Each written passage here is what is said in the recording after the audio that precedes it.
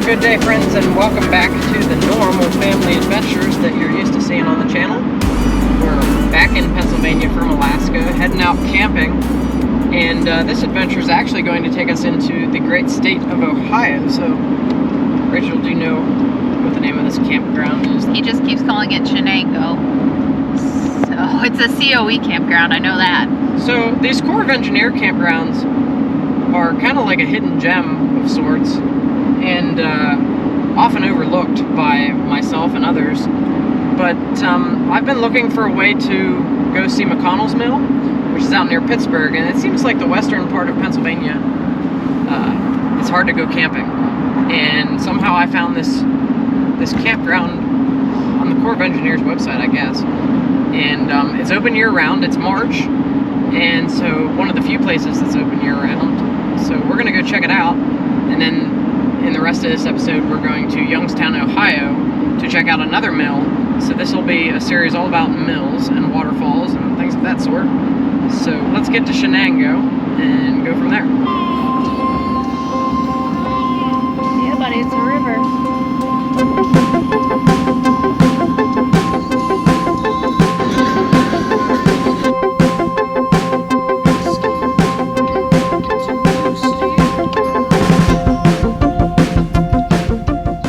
So we have made it to Shenango Recreation Area, Corps of Engineers campground. As you can see, it's getting kind of dark. It's kind of late. What, 3-hour drive or a little over probably, because I don't know when we left.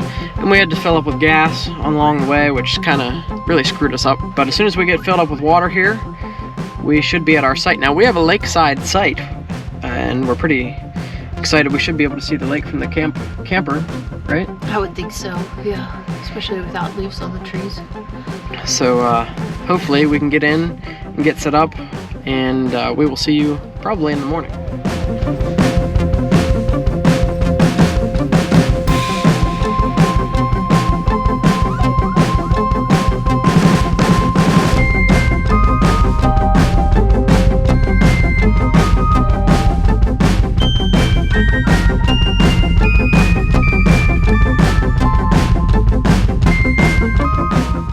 Well, good morning, my friends. I'd like to say hello to you from our Corps of Engineers site here at Shenango Lake, which you can see pretty much from every window outside our camper right now. We're just getting ready to make some coffee. We just got up in the morning, and so I don't know if y'all listen to the RV Atlas podcast, but we do pretty regularly. It's a great podcast with a lot of information on campgrounds such as these. So Jeremy and Stephanie, they actually wrote a book about budget camping, and Corps of Engineers campgrounds are kind of at the heart of that.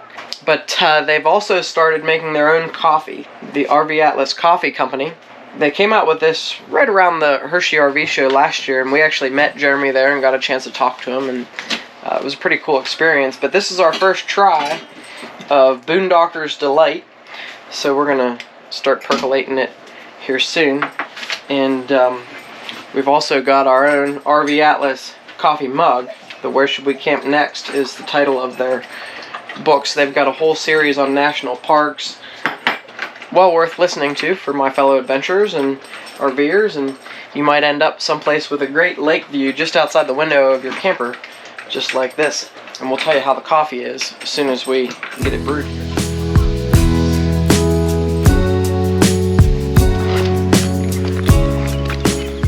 So my friends, this is Shenango Recreation Area, and these sites here in this first section, which is the only section that's open year-round, will give you a great view of the water. So this site here, 17, 18, and 19, you'll have real good access to walk down there if you want, and if that's something you want, then you want to be here.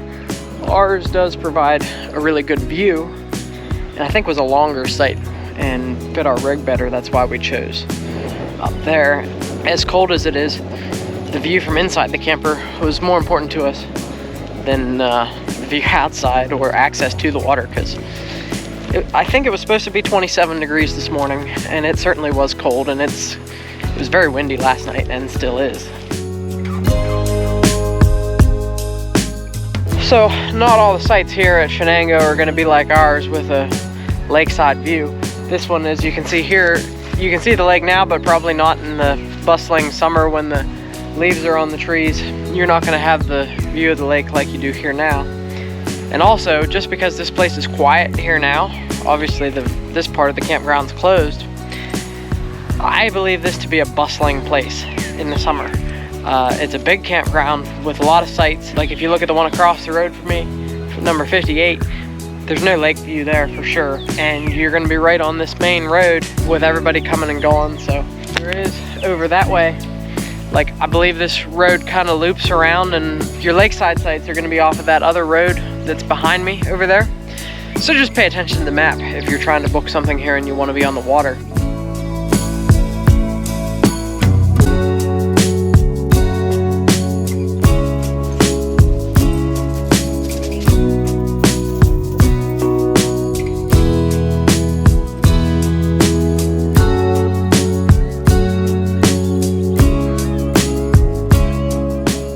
Boy, there are some epic, awesome campsites here at Shenango. Just look at this one, right on the water. Now there's no power at this one, whichever one this is. I think this one's probably 39. Yeah, this is number 39. And 41 down there.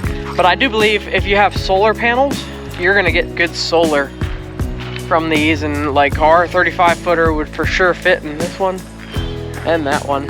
Picnic table, you could have fires in this fire pit with a great view of the water here. You get sunrise right here. It's a pretty special campground. Like I said, these aren't open currently, but they are obviously in the summer.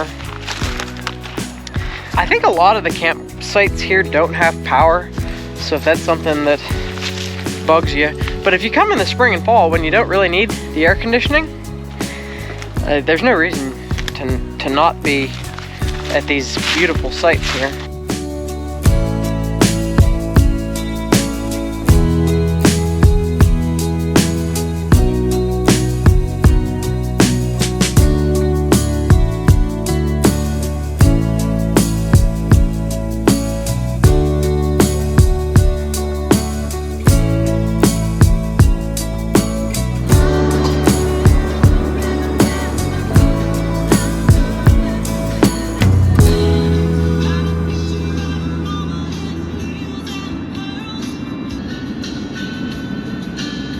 Alrighty, my friends, welcome to Youngstown, Ohio, where apparently adventure is right around the corner.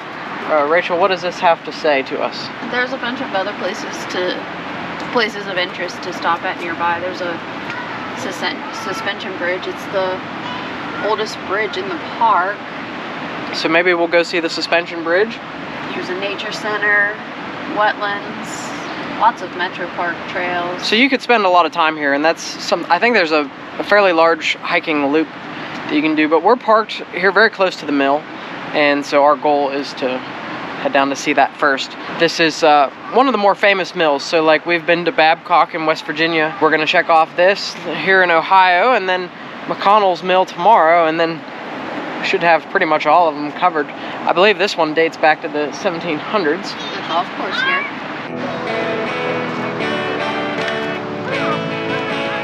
Sarah.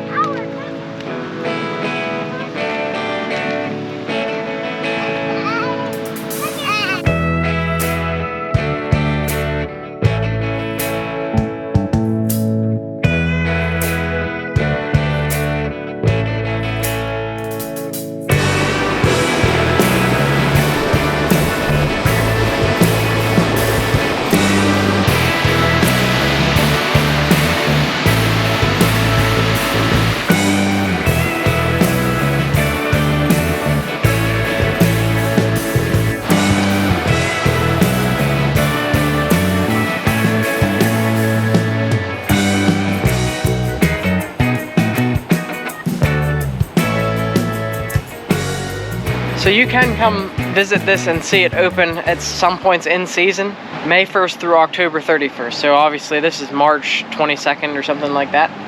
And so it's not open currently, but it's a pretty cool place just to come and explore nonetheless. And yeah, we're just Gonna check everything out that we possibly can. They've got some old grinding stones here, so I think they actually still like grind flour and stuff here when it's open. But check out these old grinding stones. Like I said, I believe this place dates back to the 1700s, and I believe whoever Youngstown is named after was a part of, was like an owner of this property. And of course, waterfalls is always a good place to have a mill, right? Because where there's waterfalls, there's water power, and back then, that's kind of what drove industry and drove everything, was waterfalls such as this one. So, what a setting though. Like all the cliffs and stuff here. It's really neat. And the bridge here too, covered bridge up above. It's an awesome place. This is really pretty. I think it would be fun to visit when the mill is actually open. It's open May 1st through October 31st, so we're here on the off season. A little out of season, but it's a really pretty spot. Would love to maybe see some more informative signs out here talking about the history. Down this way. But Sarah says there's another waterfall down here, so I think it's just a better view of what we've already seen, but this is a really neat spot. So as it relates to the mill and its operation, they have kind of like a dam here, which holds water back in like a pond. And then over here, they have a gate, which at times when they're running the mill, they would open that gate and it's gonna allow water to go in here and turn the water wheel that's inside. And that would of course power your grinding stone, and that's how you grind your flour or corn and stuff to do all that. What a neat spot though, especially with that bridge. I'm glad they put like a picturesque bridge over here and not just like anything that would ruin the scenery. Very pretty.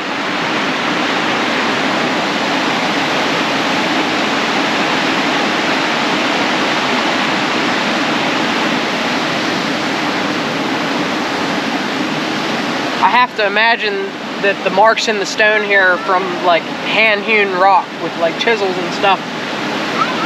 I mean, just check that out. So this is rather unique. They have like a sidewalk, and it is open for vehicular traffic as well. I've never really seen that. It does look to be a burr arch covered bridge. So as you can see, the arch truss here.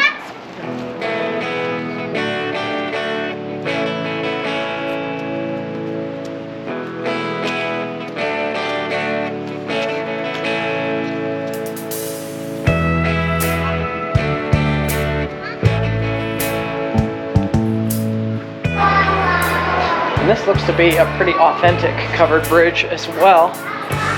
It's interesting that it's not painted on the outside like a lot of the ones you'll see in Pennsylvania. But great view upstream from the covered bridge as well. So really just a fantastic spot. They don't want you fishing from it though.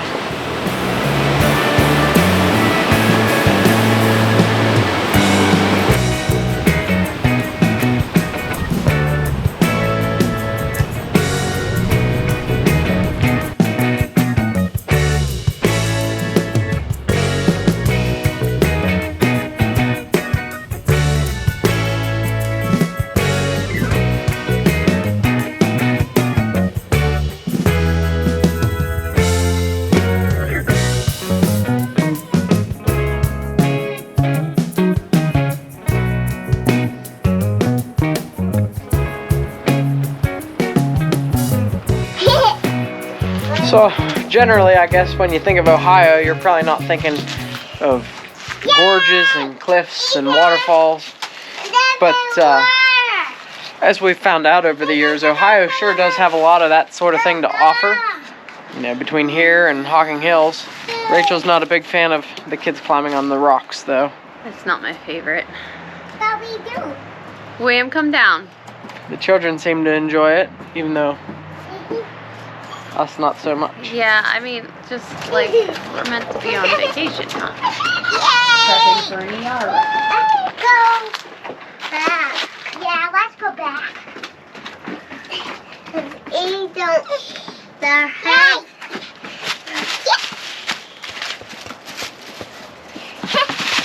What was in there?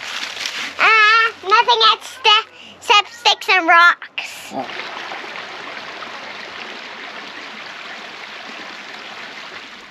Alright, so this grassy field that you see behind me here, this is called the Flats.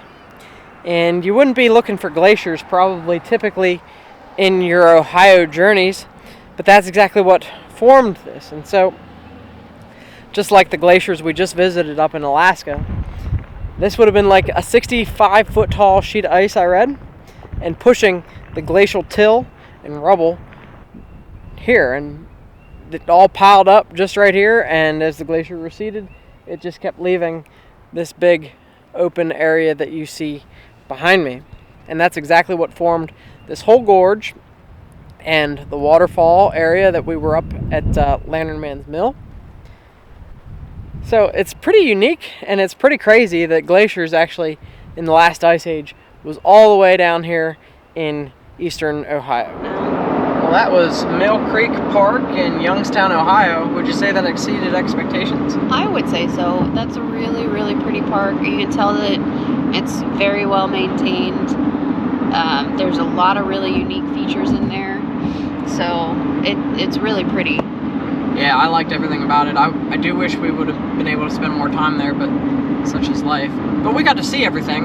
And then some. And then some, really, because I didn't know what all there was to see, but it was pretty unique with the gorge and stuff there. So definitely worth checking out if you're out this way. And like I said, the next mill in this series is going to be McConnell's Mill, and that episode should air in just a few days. So be sure you're subscribed to the channel, and we will continue this series from Shenango Recreation Area.